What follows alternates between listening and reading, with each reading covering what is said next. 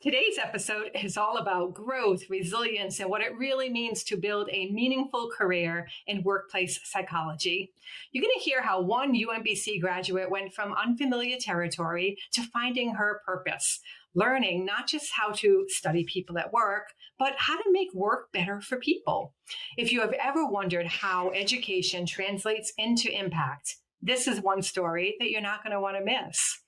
So it's great to have you here on the UMBC Mic'd Up podcast. Welcome. Thank you so much. The pleasure is mine. Thank you for providing the platform where I could come up sharing my journey, what I've learned. It is really thoughtful. Thank you for that. You're welcome. The pleasure is ours. We love hearing from students, from former students, from graduates. We just love hearing your journey. So you have had a unique journey from growing up in India to earning a master's degree in IO psychology here at UMBC Shady Grove. What inspired you to pursue this field, and how did the path lead you to graduate school? So, talking about my journey at UMBC was both shaped by curiosity and purpose. Growing up in India, where education and collective well being was deeply valued, I was always interested to understand people, their behaviors, motivation, and challenges in general. So, I started my academic path in general psychology in my undergrad and then proceeded to get my graduate certificate in human resource. And while I enjoyed learning about organization structure and management, something really always felt was missing. I wanted to dig a little more deeper into why people behaved the way they did at work and how that impacted organizations' outcome on the whole. When I came across the field of industrial and organizational psychology, it felt like it was everything and it instantly clicked for me. And it combined my interest in human resource and or human behavior with my passion for creating a better workplace system for everyone. And the decision to pursue my master's in the USA and specifically at UMBC was driven by the program's focus on the applied learning theories. I didn't just want to learn theories, but I also wanted the opportunity to actually apply the theories and the ideas that I'm learning in real world environment. So the UMBC's M.P.S, or the professional program, has offered that balance.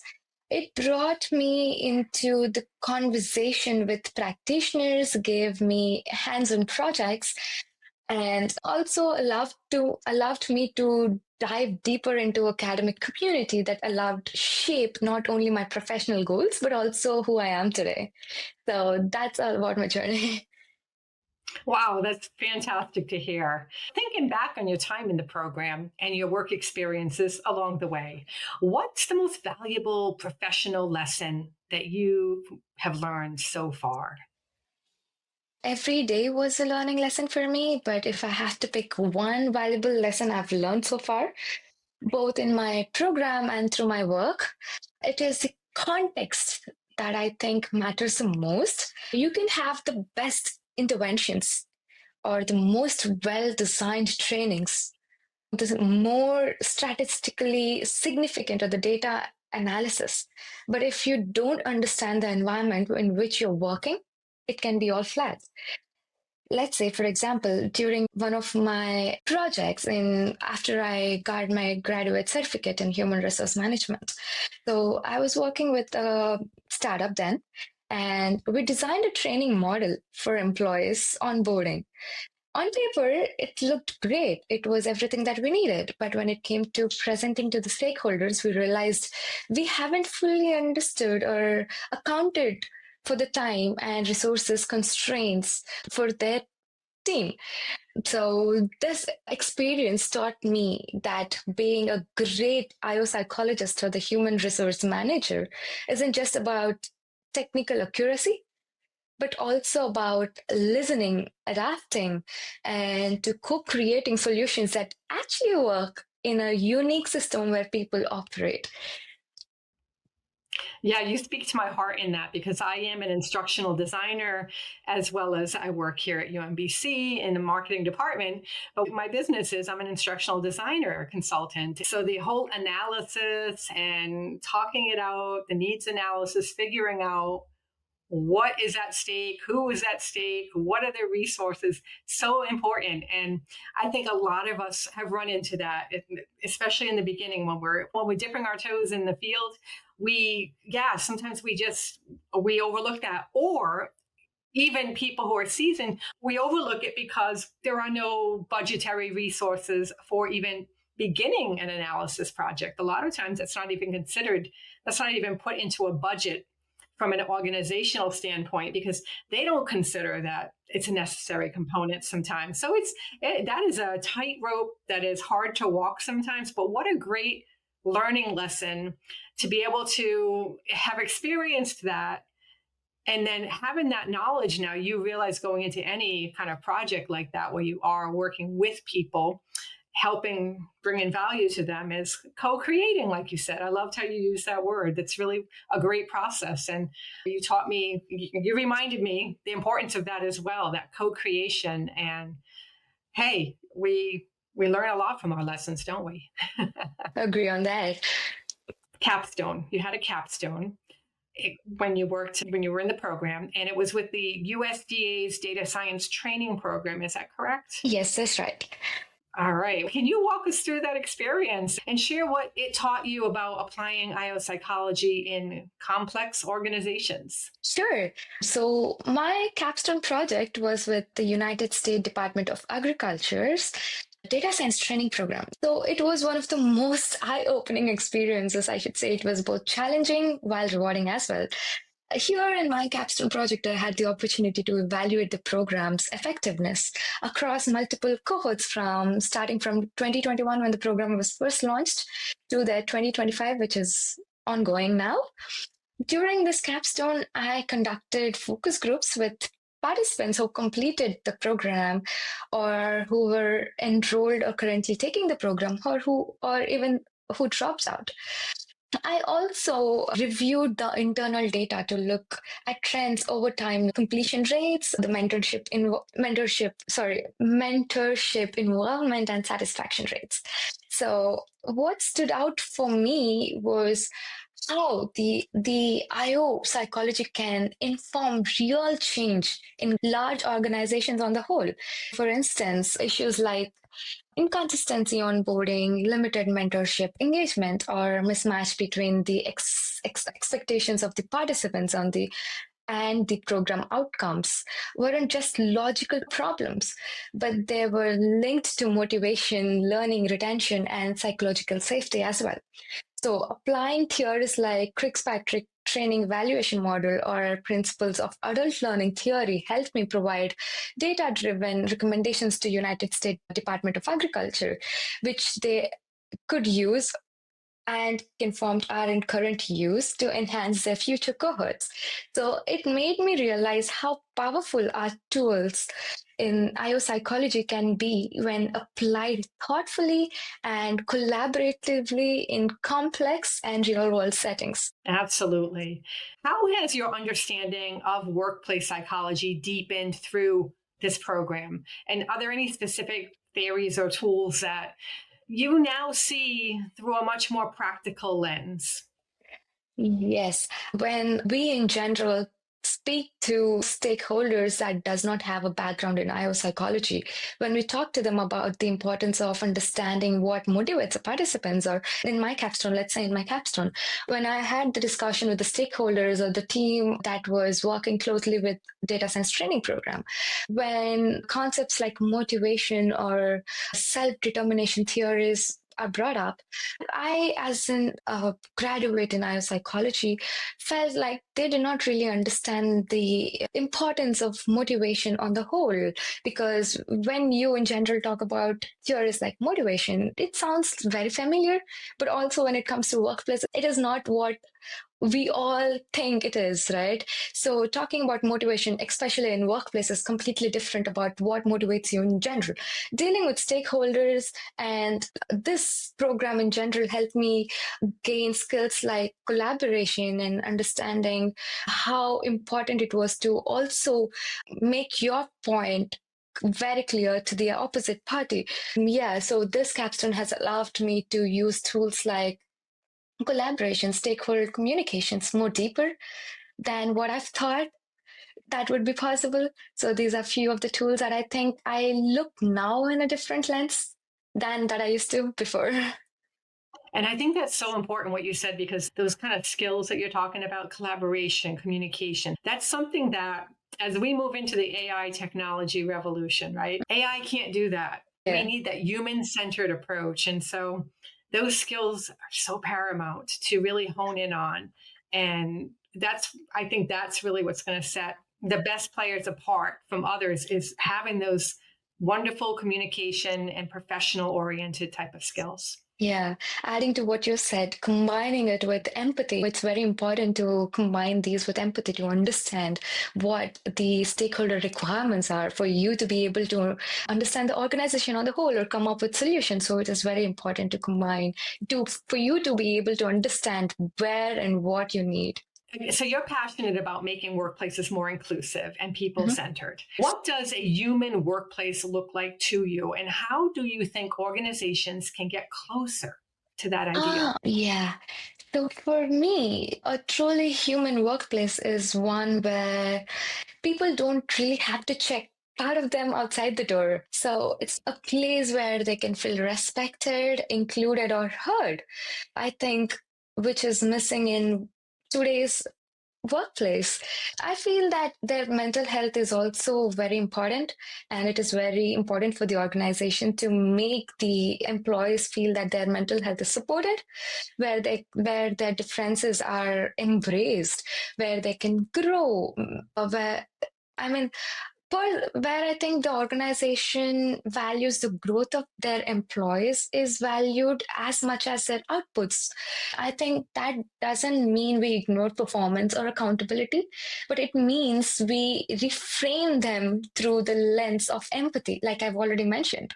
So I think organizations can get closer to this idea by involving employees in decision making, training leaders to be more emotionally intelligent, or designing policies that reflects people's lived experiences or lived realities. It has to be a continuous effort to balance the business goals and human needs. I think this is the kind of organization that brings the concepts of human into ideal practices.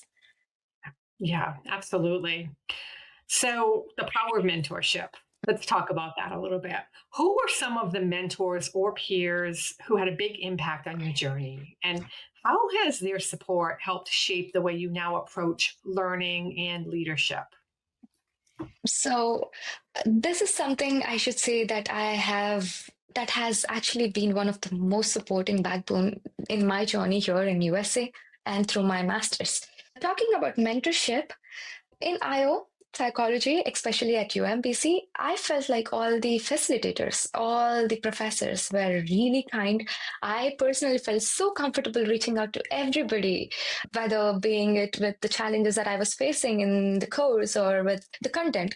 Everybody were really sweet, and mentorship has been such an important part of this journey. And if I have to list one person particularly, talk about one person particularly, I that stood out for me, I would always say it was Dr. Elliot Lassen, who was also my capstone advisor.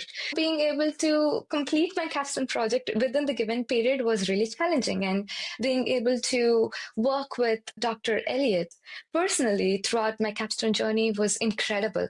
So he not only guided me through the research process, but he also encouraged me to trust my voice as a practitioner, because as a graduate student, I always doubted my abilities, whether I would be able to do it, whether I would be able to personally implement the theories that I've learned into practice. So he was always there, encouraging me, helping me to trust my voices, like I said.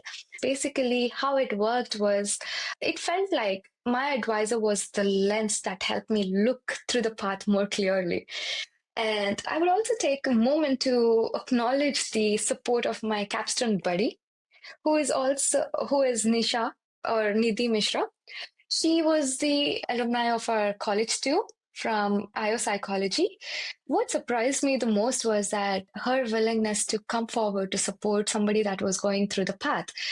She's already dealing with her personal life and work life, balancing both. She took time to help me or to mentor me through my journey was really incredible. How motivated should somebody be to be able to come forward, make time to help somebody that is also going through that path, right? I should say during those late night conversations or the meetings with my capstone buddy, these were the times that I really sat down with myself also, thinking about how I can also be somebody that can be a part of a greater organization contributing to a greater change. So mentorship, somebody that received mentorship didn't just help me that way, but also it shaped me as a person for future, where it helped me how I can shape myself to be a mentor to somebody that is going to take same path in the future. So it has been really powerful. Mentorship has played a very vital role in my journey in my master's.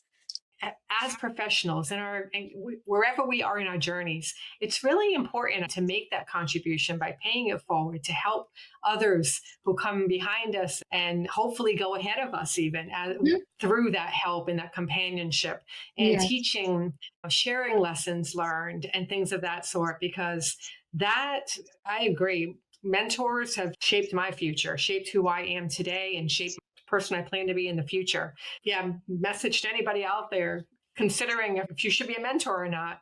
You can really make the difference in a professional's life by being that person to help be that soundboard. And those who are beginning your journey, educational journey, and maybe not yet right into the field that you're going to be in, but eventually you will be there, keep that lens of, like you just said, wanting to be one in the future, because the world needs more of those. Yeah, yeah. I completely believe that there's always something new to learn. And when you're really busy in your workplace and coming back to help or coming back to mentor somebody that is currently learning new techniques that could actually also help you learn something that is coming up in the world today. Oh, Oh, yeah. yes. Indeed. Oh my gosh. There's so much we can learn from each other. It's amazing. And staying open to that is a huge gift for anybody, because that is what is going to help get you just into a purposeful, driven life. Let's talk about future students, right? We're on this mentorship subject. For someone thinking about maybe entering the IO psychology program at UMBC, what is one piece of advice that you would give them that you wish someone maybe had told you at the start? If I were to give one piece of advice, I'd say that don't be afraid to explore. I understand that there are so many paths out there which have already been walked by millions of people that can be seem clear or that can be seem assuring, but only when you dare to take a path that has never been walked, I think that's when you land up with the most incredible destinations. So I would say don't be afraid in exploring your choices in courses, especially. I personally, I came into this program thinking I had clear path, but I discovered new interests and new strengths along the way, especially through applied projects, guest lectures, and peer conversations in general. I also want to say that don't wait for permissions to lead. There are so many opportunities to contribute, right? Even as a student, whether it is proposing new research angles or mentoring a peer or initiating a class discussion. This is your time to experiment, build confidence, and yeah, talking about that, I think confidence is one key factor I think everybody should wear every day before getting out of your bed. I am very confident that I will be in a position that I've always dreamt as a child. So don't be pulled back by somebody else's opinion. Have your own. Carry your confidence like you own it and shape your professional identity in general. And finally, stay curious, stay open minded, be ready to relearn in general. Like unlearn and relearn, which is again one of the social psychology theory.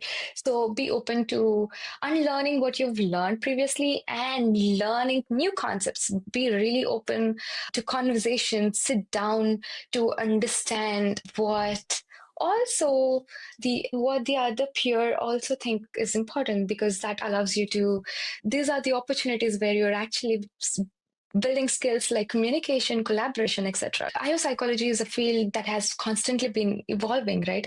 And for the best practitioner, you are the one who keeps learning. So yeah, always be open to learning. What are you doing now? So I've recently graduated. I think it's been exactly 1 month, 4 days now.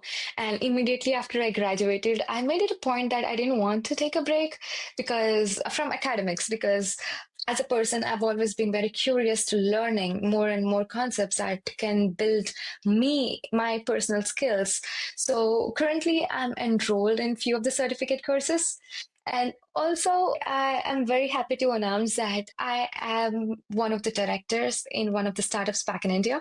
So I'm working with this organization, which is focused to provide platforms to uh, graduates to showcase their talent. So I'm working with a few of my graduate friends that graduated in different courses. So this startup is a research center where we're all working with graduates and current students who have innovative ideas. So we're working closely with them to help them, providing them with the platform or resources that can help them come up with more innovative ideas that can be very useful for our society today. So yeah, I'm now one of the directors in that startup. Sounds wonderful. Congratulations on that. Thank So you. innovative. So exciting, really. Thank you. Thank you so much for sharing, for coming on the show, for sharing your journey with us. It's been very inspiring. And for anyone who is listening, thank you so much for tuning in and being here with us in this conversation. We really appreciate that. If you'd like to learn more about our offerings, just visit the link in the description. Thank you so much.